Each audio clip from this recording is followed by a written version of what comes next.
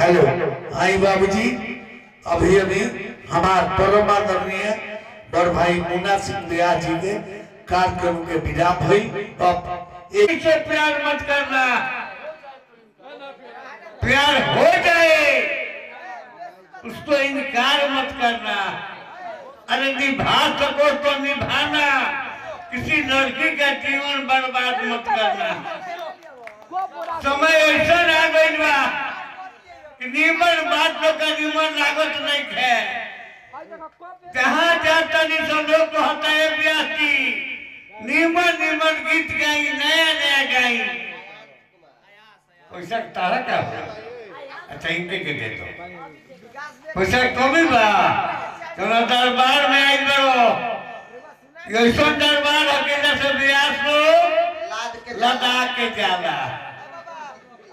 पैसा कुछ चीज ना हो, तबला बाजे ढीन ढीना, एक जना पर 3 जना।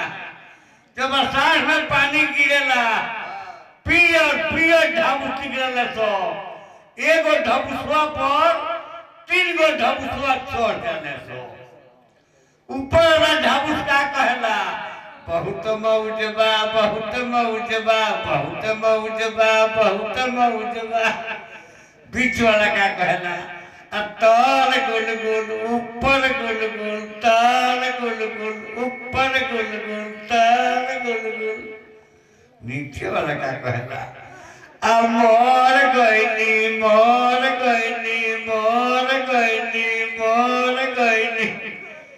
केहू का समझ में ना वाला का कहला तो सबसे जन ऊपर बा कहता कि बहुत मौज बा, बहुत मौज बा।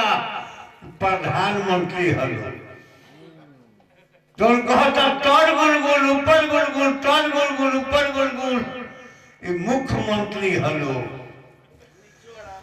सबसे नीचे जन कहता कि मर गई नहीं मर गई नहीं। मजदूर किसान भाई हलो कहा बा डीजल के भाव बढ़ गई, कहा बा पेट्रोल के भाव बढ़ गई।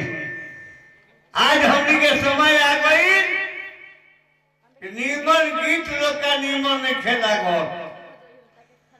आज भरत शर्मा जी के कहीं मार्केट बा, पूनम शर्मा जन गोली लक्ष्मण वाला के हुआ